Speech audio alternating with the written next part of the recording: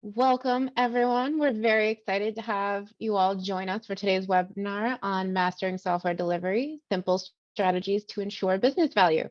Today's program is an all-star panelist discussion between some of Ascendle's chief product leaders, where they'll take a deep dive into how to isolate the issues preventing your teams from reaching their potential.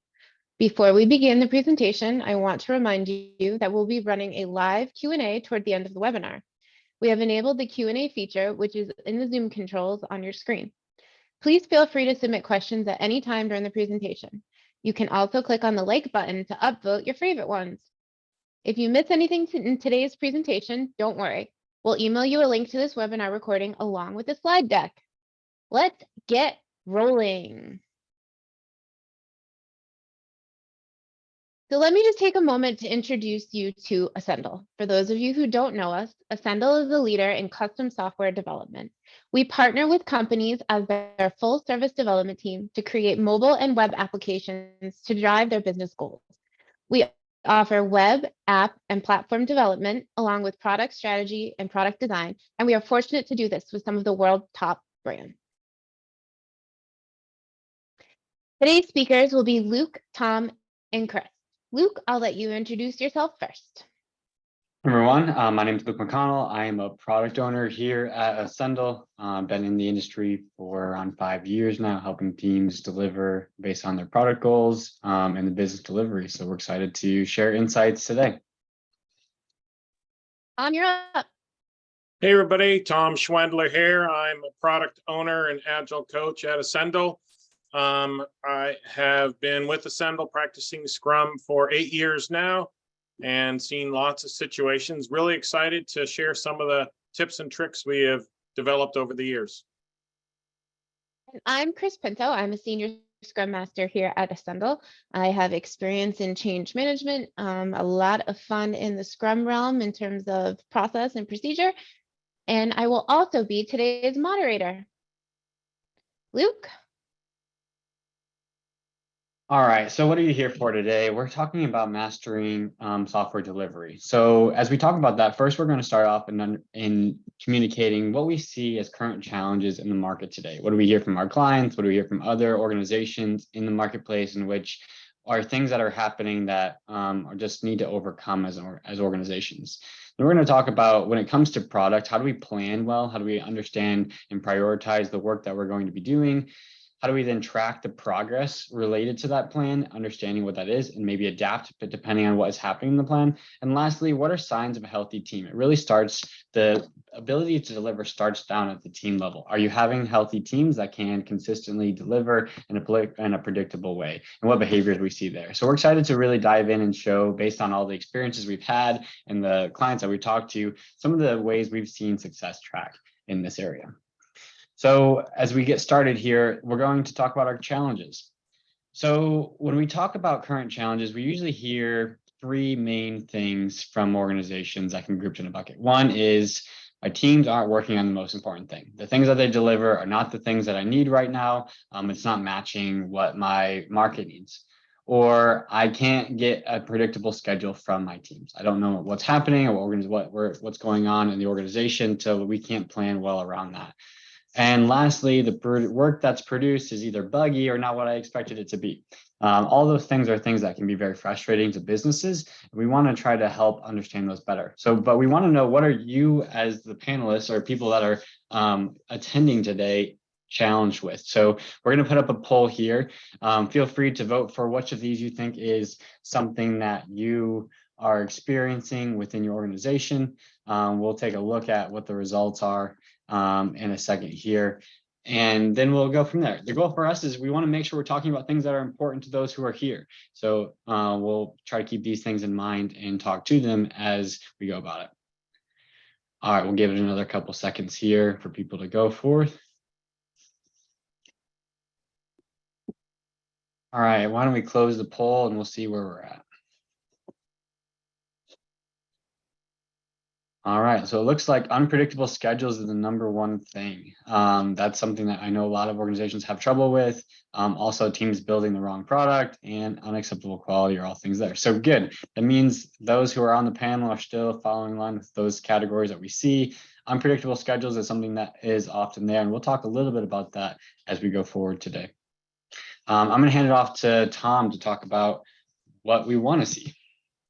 Sure. If you want to move to the next slide. Oh, what business leaders think. There we go. So yeah, we actually see this all the time, and you'll see it's right on the first thing on the wheel here is on-time delivery and predictability. That comes from predictability.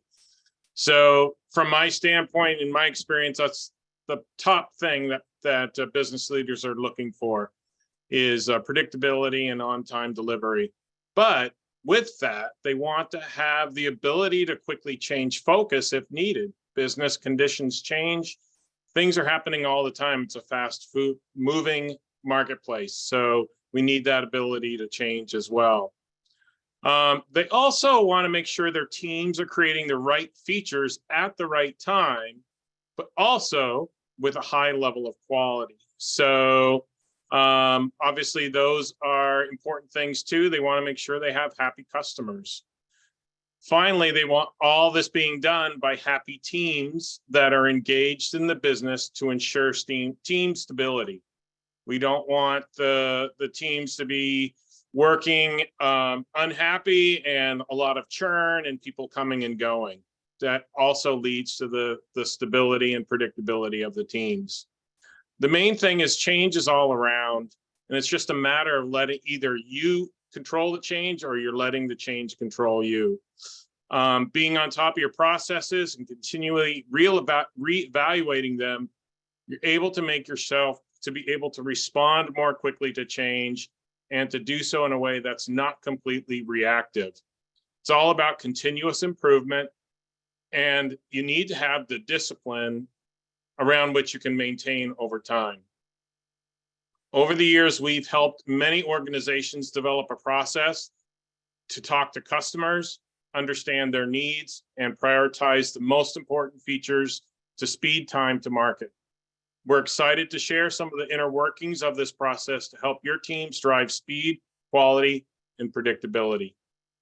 And I'll pass it over to Chris for the next slide. Well, I can tell you that I'm very excited to dig deeper into our strategy. I hope Luke and Tom are as well. As we dive deeper today, you will see common threads throughout. We will refer to these 3 topics as our keys to success. So I'll go over communicate. Communication is essential to all we do, literally everywhere, everything. Having a shared understanding of the why allows teams to align and drive towards a common goal. Communication is threaded throughout all phases of delivery, from vision to getting your work into customers' hands. We want to have clear, open lines for transparent communication from the devs teams up to the top stakeholders and back down. Luke, talk to us about prioritization and planning. We need to prioritize rigorously. We need to make sure our teams are always working on that most important thing, which means we need to know what is the most important thing. Oftentimes we think everything's important, then nothing is important. So how do we prioritize well in the features that we have, whether that's new features, enhancements to existing features, bugs, technical debt, all of that can be considered in this process. And then how do you put that in a plan in order to see where your roadmap is going to be and what you can do to get this out to market? Awesome. Tom, what about measure and adapt? Well, having ways to measure your development progress and compare it to your delivery goals is also essential. Wouldn't it be great to know on a regular basis exactly how far along you are with the completion of the work? With this knowledge, you can then adapt your scope or delivery goals to stay on track. All right, let's get rolling. All right, so first up in communicate is the vision. The vision, or your why, describes some achievement or future state that the organization wants to accomplish. To understand the importance of having a vision statement, consider how difficult it would be to develop a strategically sound product without one. How would the product team know where to focus its resources, which features to prioritize, which markets to target? On what strategic basis would they make decisions and set priorities? To formulate the why and get it to the team, you'll need to do the following. Identify the purpose, identify your target market, define the value proposition. What makes the product feature different from the others? Establish your goals, Write down your vision, and then share it with stakeholders. Luke, tell me about communication. Communication paths. There's so many of them that we need to be considering. So as we said, communicating is really key to how we go about this. And as a product team, you're really the linchpin of a lot of the communication. You're gathering information from internal stakeholders, whether that be business leaders, marketing, sales, customer service, other product teams. All of that is information that you need to know, and also information that you need to share to say, here's where our product is in relation to what's happening around us. Then we talk about external stakeholders. So we need to understand what our clients and customers, our users are need from the application, whether they're loving something, whether they don't love something, whether there's something new that we need to build that is really needed from them. And then the last side you see is in terms of dev team. We need to make sure we're continually sharing that vision and goals with the dev teams. And then you'll also notice that there's a line between the dev teams. We need good communication between dev teams, especially if there's multiple teams in one product. Oftentimes you might have issues with merge conflicts or with people working over top of each other if there's not good communication in terms of what are all teams doing? Are we focused on the right things as a group altogether? You'll also notice that the arrows go both directions. This isn't a one-way communication. You're not just getting information from stakeholders and then pushing it down to the team. It's back and forth all the way, because you want to ask questions of your stakeholders. You want to give feedback to either are the timelines, are the requests that they have accurate and reasonable for what we're expecting to do.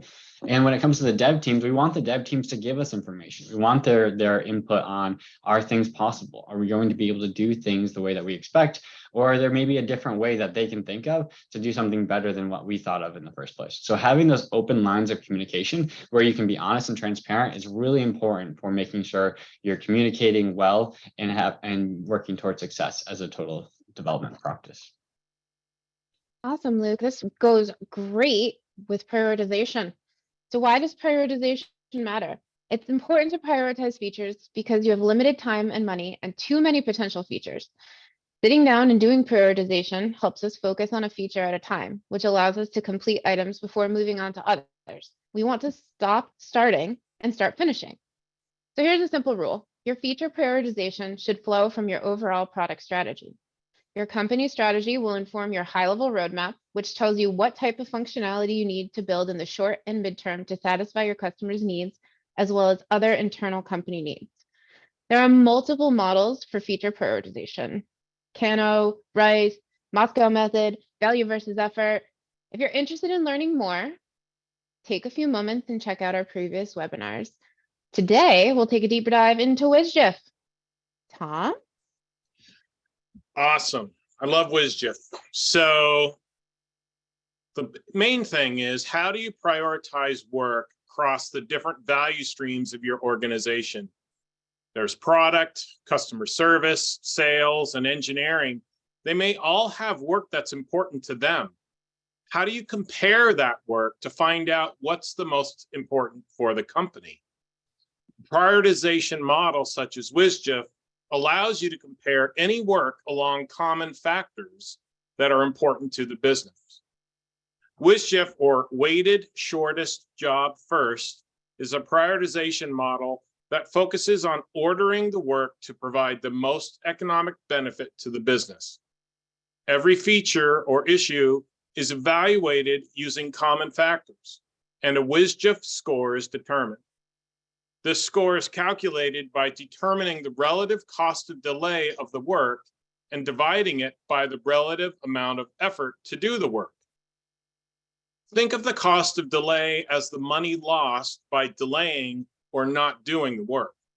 Important work that is of low effort will get the highest WSJF score.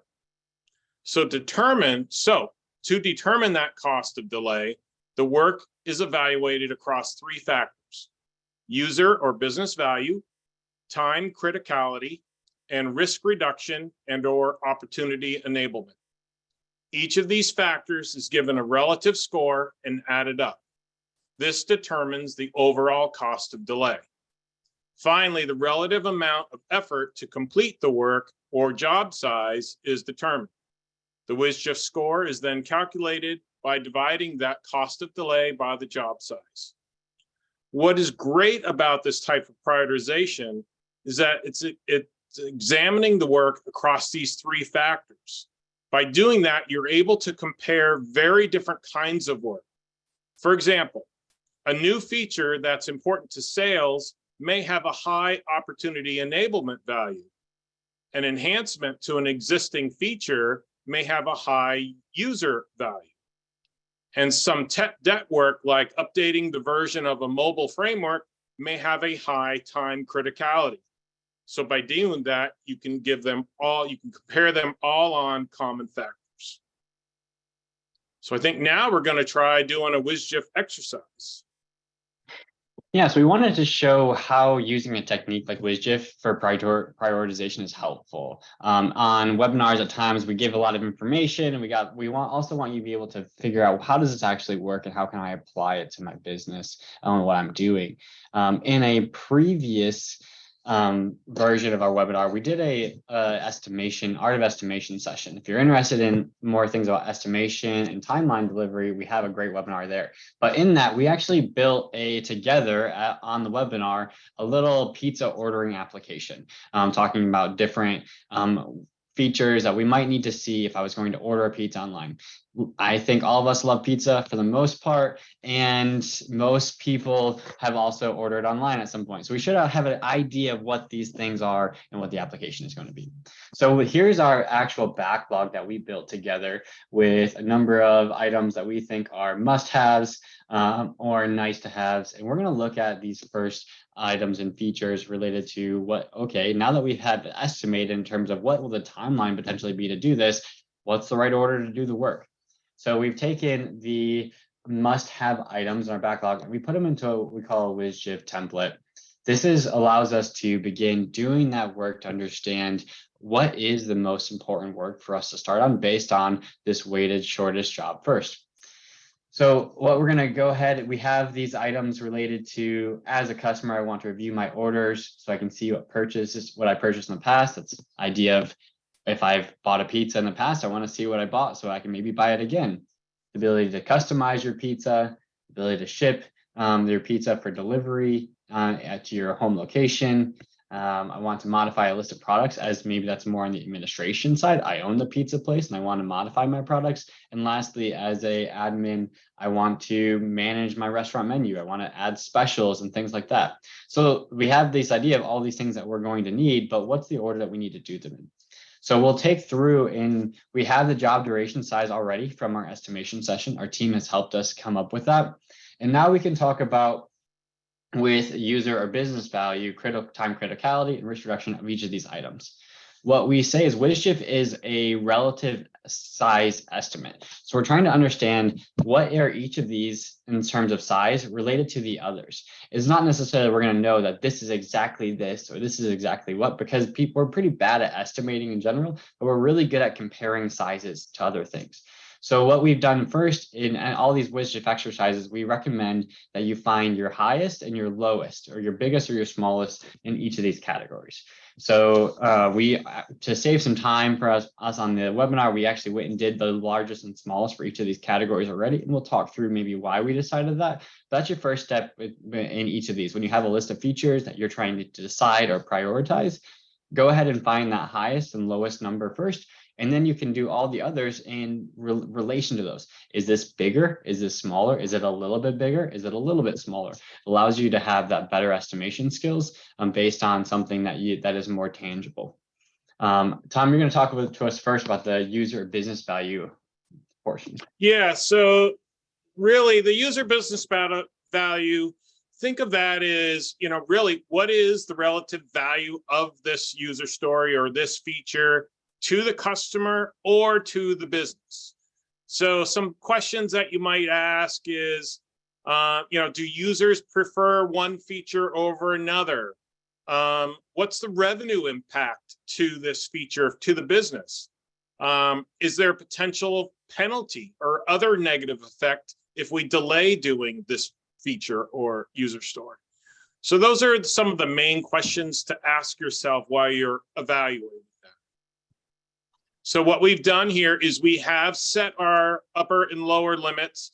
We're only going up to 20 an estimate of 20 for the high side for this exercise. But we decided that the being able to review the customer being able to review the orders was the least, the low side for customer value, user value. And having the customer being able to essentially create their custom pizza, that was the highest user value. That's essentially what this application is for, is allow them to customize their pizza and make their order. All right, so we're going to go ahead and do an estimation session together. So we have a poll here specifically for, I want my pizza shipped to my house so I don't have to drive to the restaurant. What is the value to the user or the business for that on a modified scale? So if we can get that next poll opened up here, you can choose 3, 5, 8, 13, or 20. This is a Fibonacci scale. It's reduced down to these numbers for the sake of our time here. But it's really just that gut feel of, is this smaller or bigger than or the same? Or the same. Yeah, it also could be the same if we think it's there as well. So go ahead and enter a vote here. We're not going to spend a lot of time on the voting, so get it in quick. Otherwise, we're going to have to move on without your vote. But the key for these type of things is have multiple people in the conversation. Everybody gets a say. Everybody gets a vote. You have discussion about it afterward.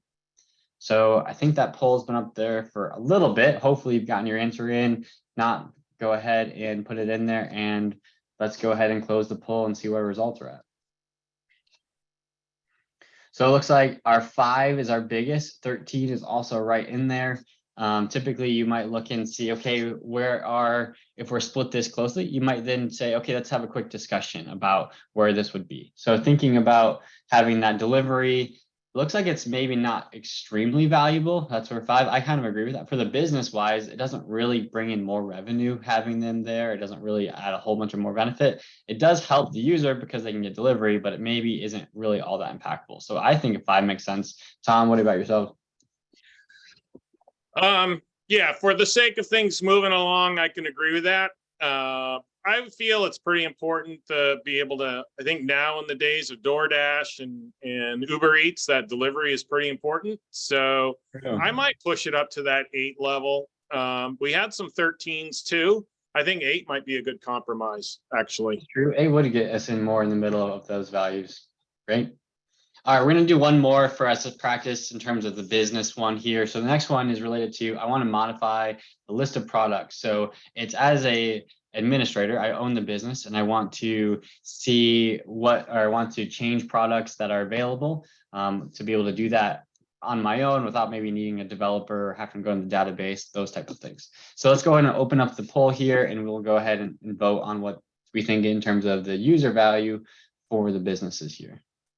Right. And this one, because this first factor is user or business value, because this is more of an administrator, this is going to be more related to the business value of this this feature, not particularly user value, because they're not going to be able to. This feature is not designed for the user, but for the business. Yeah, great point. All right, go ahead and get your votes in. And we will close the poll in 5, 4, 3, 2, 1. Go ahead and close it.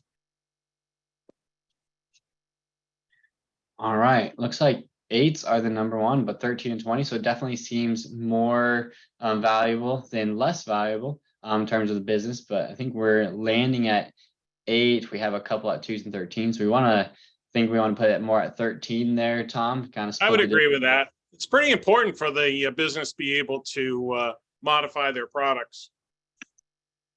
Something you might do as a tip, if you have a lot of variety in your answers, is to revote. Have a quick discussion afterward. Allow people to be able to speak why they thought they did the way they did, and then revote and see if you've adjusted and you've more aligned as a group who are voting. Yeah, when you're going through these factors, you do want to try to come to a consensus if possible. We're speeding things along here just to keep it rolling, but it's very similar to a user story estimating where you do want to get consensus on a number. Yeah. For the last one here, I want to manage my restaurant menu so we can offer more specials and things like that. I think it's fairly valuable to both of them. It might not be as valuable as customizing my pizzas, but I would probably put it at the 13 mark. I agree. All right, Yep. for the sake of time, we're gonna just fill in some of these as we go. The next item is time criticality. So what we're looking for in time criticality is how does the user business that we just voted, so we had talked about business or user value, what does the value decay over time? So if this doesn't happen, is the value that this does happen decay, or is it not as important? Is there a fixed deadline that we need this done by? Will users wait for us to complete this feature, or will they move on to another application or another solution because we don't have it? What's the current effect of customer fast satisfaction? Or is there other work dependent on this work being done first? Do we need to have this done in order to do something else later on that is also important? So we chose the delivery as actually one of the most critical things because of DoorDash, like Tom said, and other things related to the importance of I want to deliver. And if this or company doesn't have delivery and I want delivery, I'm going to go to a different pizza maker. So it is probably pretty critical in terms of the time. The less critical is being able to see my previous orders. It may not be that valuable for people. It's probably not really time critical. A user would most likely still order from me, even if they couldn't see their old orders. So we're going to go ahead and vote on one of these for our time as we go through this. But let's go ahead and vote for, as a customer, I want to customize my own pizza so that I can be selective in my pizza toppings. So how time critical is it for us to be able to select our own toppings choices?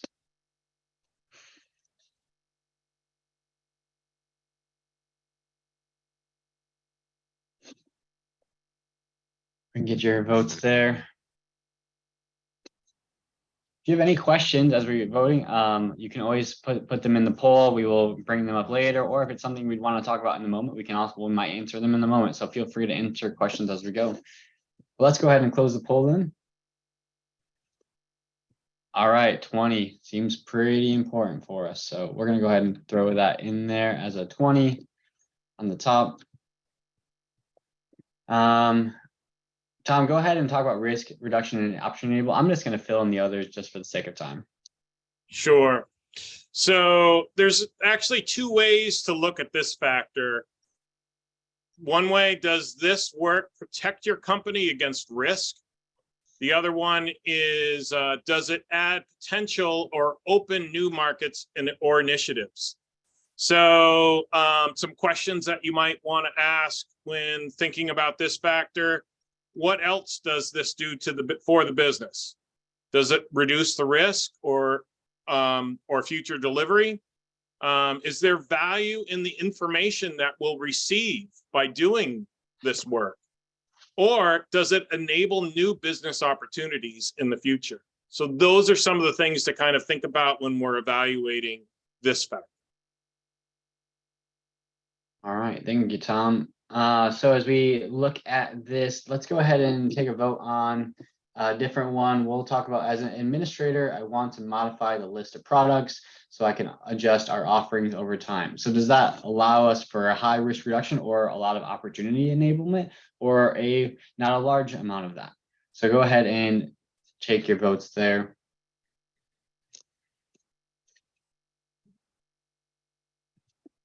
Give it a second here. Thanks for everyone for participating. I think it's more fun with webinars when we get some people's feedback and get to be part of the process. So appreciate you guys sticking around and helping out. All right, let's go ahead and close the poll. All right, we're 8, 13, 20. 8's the number one at 44% of us. There's probably an equal amount above that, but I think 8's pretty good. It's definitely helped us overall, but maybe not extremely valuable. Sure. And shipping to my house, risk reduction, I don't think that's probably extremely high, but in opportunity enablement, it's either delivery or not delivery. That means I might have to adjust my business accordingly as well. And I would say the opportunity to customize my pizza is probably fairly important. Maybe not the most important, but or opportunity, but I think it's there. All right, so now that we have all of our numbers in here, we have completed our WSJF exercise, we start doing some calculations. So I'm going to go ahead and there we go. Did we get it? There we go. I'm going to unhide our columns here. So we actually have now been calculating as we go. So we have a score here for our WSJF score. This is that cost of delay. So the highest number here would show us that this is the highest cost. If we don't do this item, it probably means that it's going to be something that we want to do. It's either it's low effort, so we can do it quickly, but based on the size that we have and the importance it is, or maybe it's high effort, but it also is high importance, so it still ends up having a higher score. So I think a good comparison of that is our pizza delivery is fairly low effort, and it's not a real high cost of delay, but it ends up being the most important thing to do first because it hits that score of that WSJF. And then you're customizing your own pizza is right there as well at 4.08. So this is how you can then begin ordering these different features over time to say, okay, we're going to start with this feature, and then we're going to move to X, Y, and Z as we move forward. Yeah, I think the interesting thing to see here, so I'm actually a little bit surprised that the delivery came out with the highest score. And really what that's showing here is that even though it didn't have the highest numbers for the factors, because it was such a low effort, what WSJF is saying is that's going to get you the most bang for your buck. So we can get that feature out quickly. It did have enough of the factor importance that it's important to do, but because it's so fast to do it, we can get that done very quickly, get that feature out there, get a lot of people happy that we have delivery, and now we can start adding that customized menu. So pretty interesting result here. All right, well, thanks everyone for bearing with that exercise. Hopefully it was helpful as you do some of these exercises on your own. I don't know about everyone else, but I really want pizza, and that has now become my priority. So that's my first thought. My second thought is, now that we've talked about prioritization, we can talk about our product roadmap. The product roadmap is a high-level tool to help a product manager capture, organize, and communicate the product strategy, goals, and plans. A quick glance at your roadmap should convey where you are taking your product over the coming months and even years, as well as your strategic reasoning for doing so. Whether it's because of an opportunity you've identified in the market, strong user demands, competitive pressure, or a combination of those factors. Typical items on the roadmap will include new features, enhancements, bugs, and tech debt. If you don't have a product roadmap, then you and your team are likely developing product features driven by customer requests rather than based on strategic plan or vision for the product. While it's important to actively listen and be responsive to customer needs, this puts your product at risk of becoming overly customized to a specific group of noisy customers. You may know them and love them. The product roadmap should be revised frequently and those changes should be made known to both internal and external stakeholders. It's a check and balance tool to align the team and customer to focus on building long-term valuable products. Tom? So we're going to ask you to go back in time a little bit and remember about those 4 keys to success that we talked about at the beginning. So the question is, how does that roadmap tie back to those keys to success? Well, we feel it ties back in 4 main ways. Firstly, around communication. Roadmap helps the team communicate the product strategy and vision to the stakeholders, including executives, investors, customers, and team members. It provides a clear understanding of what the product is, what the problem it solves, and how it will evolve over time. Secondly, around alignment. A roadmap ensures that all teams are aligned with the product strategy and vision. It helps teams understand their role in achieving the goals and milestones set out in the roadmap. This alignment ensures that everyone is working towards the same objectives and reduces the risk of siloed work. Thirdly, around prioritization. A roadmap helps the team prioritize features and projects based on their strategic importance and impact. It allows the team to focus on the most critical items first and align their efforts with the overall product vision. Finally, around flexibility or the ability to adapt. A roadmap is not set in stone. Instead, it can be adjusted as needed. It allows the team to adapt to changing market conditions, customer needs, and technology trends. It provides a framework for decision making and ensures that changes are made strategically with the product vision in mind. In summary, a product roadmap is an important tool for communicating, aligning, prioritizing, and adapting a company's product strategy and vision. It helps teams stay focused on their goals and ensures that everyone is working towards the same objectives. So let's talk about how these features can be developed. Luke? The first thing that we want to talk through is minimal viable product approach. And this is probably something that many people have heard about. How do you make sure that you're always focusing on the simplest thing that can possibly work? And MVP is really important as you're working through what this looks like. I know it's March Madness, but this is not most valuable player. It is our most viable or minimal viable product.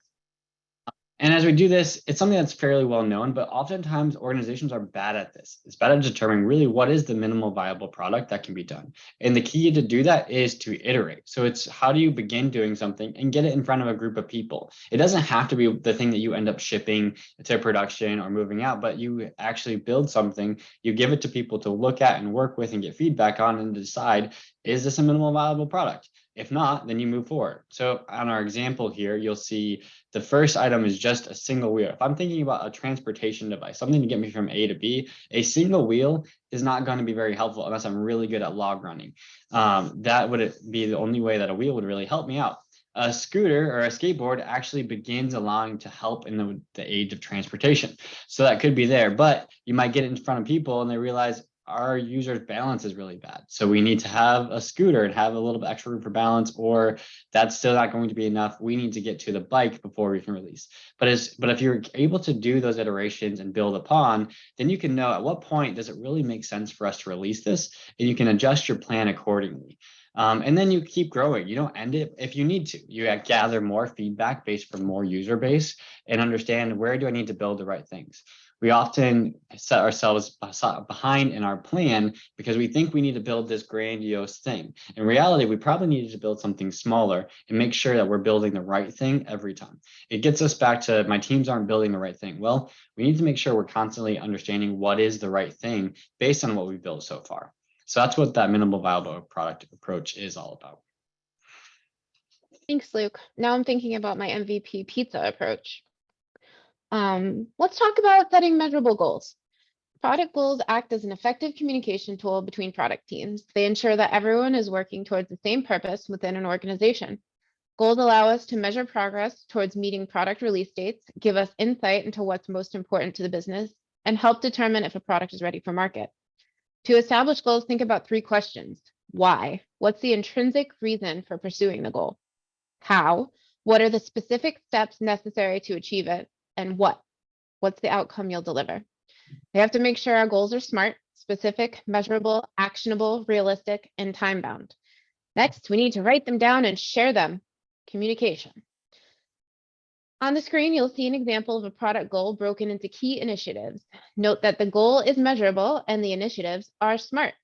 So we have increased our net promoter score by X%, and the initiatives under that get customer feedback from a minimum of X of our top performing users and obtain at least Z responses to an NPS survey. Luke, what do you think? All right, so now that we've planned well and we're actually running and doing the work, we need to measure and adapt over time. And the number one way we can do that is through the sprint review. And we could do a whole webinar just on the sprint review itself, and maybe we will someday. So we're going to keep it brief for today, but the goal of the sprint review is a key opportunity for the team to be able to show the work that they've done, to be able to inspect that and make sure it's what we wanted to be done, how we're able to complete it based on the plan that we have in place.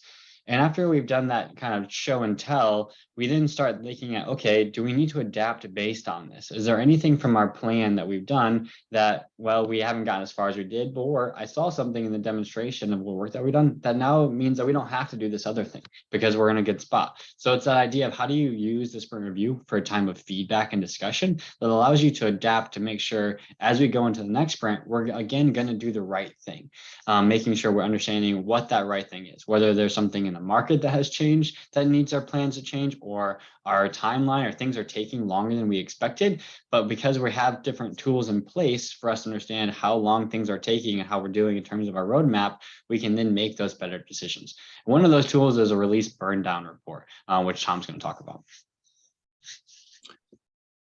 Yeah, this release burn down report is really valuable for tracking your progress and being able to measure your how things are going and adapt if needed. So as we've mentioned before, having an understanding of the progress towards a release is a key factor to successful software delivery. A report like a release burn down can allow you to understand where you stand in getting the release out to production. The release burn down tracks work toward the completion of a new release. For each sprint, a new column is shown in the chart. The number of completed story points is subtracted from the remaining story points left to do, making the column shorter. The number of new story points added during the sprint is also shown in the column, making it taller. Over time, you're able to see the overall work being burned down. After a few sprints, typically 3 or so, a projection of how many additional sprints are necessary to complete all the work for the release is shown. By using a release burn down report, you're able to learn about the following aspects: how quickly your team is working through the entire backlog of the release, how much work is added as well as removed during each sprint, which will affect the overall progress towards your release. And finally, predict the number of sprints that your team will require to complete the remaining work for the release based on the amount of work the team have completed in the past. So now we're going to move on to how do we manage change? Let's say we're not tracking towards the goal that we want. How can we manage the change if change is necessary? Great question, Tom. I think I may have an answer for that. Through the use of measuring, teams are able to adapt. How do we go about managing those changes? Well, we have a single source of truth, our product roadmap. As we discussed earlier, the product roadmap serves as a tool to communicate the vision and plan to the team. If changes need to be made, make them known and make sure the product roadmap is up to date. Communicate early and often. If plans change, it's okay. If no one else knows about those changes, that's not okay. In order to keep forward progress rolling, the team needs to stay informed and aligned. Luke and Tom will dive into the next 2 areas. Luke? Well, first, we're going to talk about predicted timelines, not deadlines. So how do we put emphasis on dates while discussing those milestones? And so often you hear individuals in the Scrum and Agile world talk about eliminating estimates and deadlines from software development. We don't agree with that. But we do think a predicted timeline based on accurate understanding and mutual work toward getting to that is the route to go for establishing what that can look like. Not a deadline made with limited info. Oftentimes, there's typical pressures from other departments or stakeholders to get things done on a timeline that was created in a silo. They need this for this particular reason. They promised it to a customer without talking to anybody first. And now all of a sudden we have this deadline that may or may not be attainable. But at the same time, we have to understand as software teams that there are special initiatives the business needs to track and target, so that dev teams must need to communicate realistic and predictable timeline. It's a give and take to understand what are the different elements of the business that are needed and understand for where the market's looking, what is needed to be done for production, but then also what is realistic. So sometimes that means a timeline needs to shift because we're understanding where we're at, or it means that scope needs to shift. This is the deadline, and maybe we have to make sure we're building that right thing first. So that way, if that deadline hits or that time that we have to release something goes, we have the most value possible there. It really comes down to making sure you're understanding where you're at over time and how things are shifting. We have a pretty robust way in terms of how to estimate work and understand what that can look like on a pretty predictable timeline. We did a webinar, like I said earlier, about art of estimation, to how to help your teams do that well. If you're interested in that, we can get some information around what that looks like, because estimation is one of the hardest things that we do. It's something that is the most argued about thing in Agile and Scrum right now. And I think we can help people do that fairly well, because it is important for both the business and the Scrum teams for sanity of everybody involved. Thanks, Luke. Tom, tell us about managing your backlog. Yeah, that's a key factor in managing change and being adaptable. Think about it. Your teams are working hard to complete work based on your roadmap, but how do you ensure that they're working on the most important thing when business conditions change as the work progresses? This is where a proper backlog management is key. The product backlog lists and prioritizes the work required to execute on the strategic plan set forth in your roadmap. A quick glance at your backlog should convey what's next for your development teams as they execute your roadmap's big picture vision. As we all know, though, nothing ever goes to plan. This is why the backlog needs to be ruthlessly prioritized at all times. The work may not be going as quickly as first thought, or some important production support is needed, which reduces the amount of time the team has to work on new features. At times like these, hard questions need to be asked. Do we need to do all of the functionality of the feature before we go to release? Or could the release be delayed by a sprint or two so we can get everything done? All these kinds of changes can happen in your product backlog. Finally, the backlog should always be kept in an organized and lean manner. It's very easy for the backlog to become a place where all requests are kept. It can quickly turn into a disorganized mess. To ensure that it's clear to the team what they're working on, it should be maintained regularly. Thanks, Tom. Sure. All right. After using the keys to success to unlock the doors of delivery, it's time to check on your team. How do you know your team is healthy? Well, there's a few things to look for. You'll see value delivered, predictability, and certain behaviors emerge. Luke, tell me about delivered value. The key to delivering value is that we're delivering value every sprint. It's something that we're releasing releasable work items every time. So we always recommend more full stack or vertical slices where no matter where I end in a sprint, something is potentially releasable to our users and value. So that way we are delivering value. There's never a point in time where, well, we didn't quite get something done this sprint, so we'll have to wait till next sprint to get something done. Or, well, we got this portion of it because we split this from back end to front end. So we actually can't deliver anything because we only have half of it done. The key is really how do we always consistently delivering full feature points in time, whether that's a very small element that's full stack or a larger feature as we can along the way. What about predictability? Yeah, another great indicator of a healthy development team is predictability. In order to be predictable, the team needs to be working, as we like to say, a well-oiled machine. This means that the team is able to accurately estimate the amount of work that they can complete in each sprint, and they can execute that work in a reliable manner. This includes having a good understanding of what work is needed for the user stories, bugs, and tasks of a sprint before they get started, and quickly resolving any impediments that come up during the sprint. The end result of this consistency is a level of trust in the team by the entire organization and the ability to more accurately predict when features will be completed. It's essentially everything that we're trying to accomplish here. There are also benefits to the team members as well. They'll take pride in the fact that they consistently meet their sprint goals and will be working with less stress because they're not constantly behind schedule. Thanks, Tom. So as a Scrum Master, behaviors are super important to me. I like to make sure that my team is engaged and enthusiastic. They own their work and feel empowered to complete it. They understand what they're doing and why it's important to the company. We have a clear vision. They continue to inspect and adapt and focus on continuous improvement. They communicate not just internally, but also cross-functionally. The product team chats with engineering and DevOps is in there too. It's a big party. The team also has a shared understanding of the overall goal. They can articulate the plan and they know what steps are needed to get the work done. So today we discussed the keys to successful delivery. We have seen that communication is essential to all we do.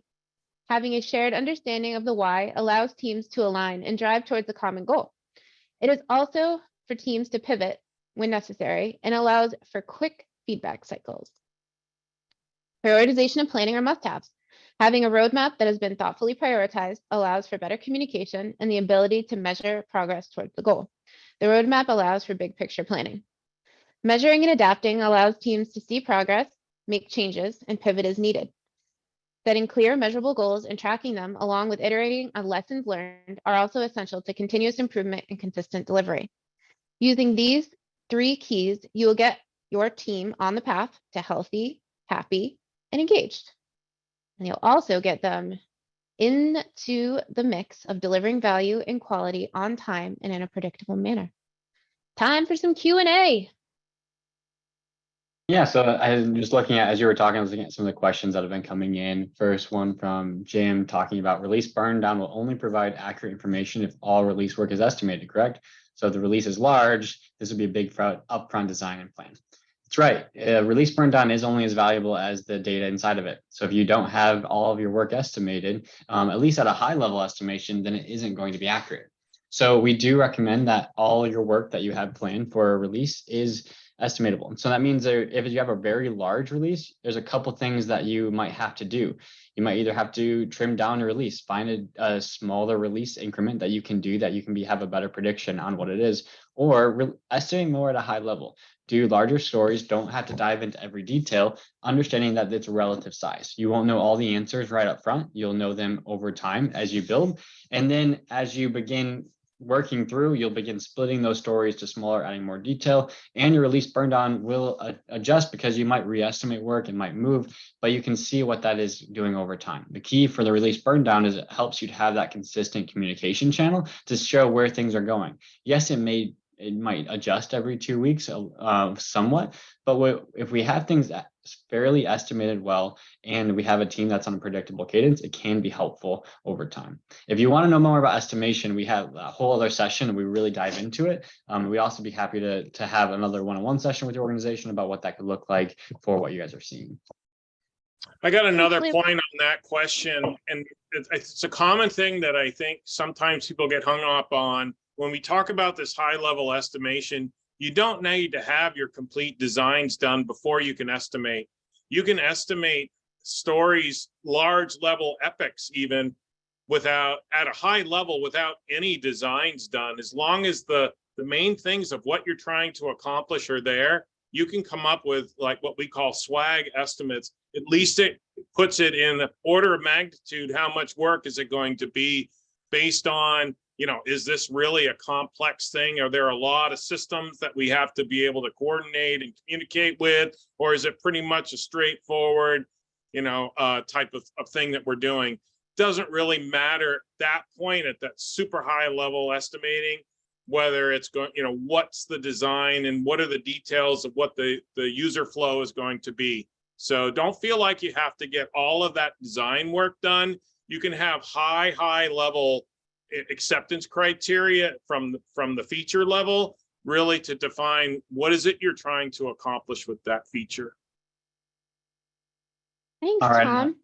Another question we have. Luke, you want to take the next one?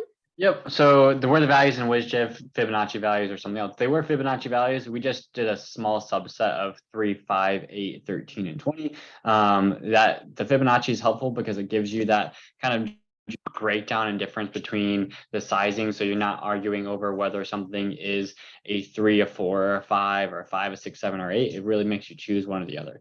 Others that we recommend is maybe just using 1 through 5. But we want to make sure that we're using the same scale we're using for estimation, so that way our job effort isn't overshadowing the value effort in terms of the calculation. So just something to keep in mind of trying to stay consistent, but any type of relative estimating could work for this in how you're doing it. All right. Thanks, Luke. Any other questions? Get them into the chat. We have a little bit of time left. Give it a minute.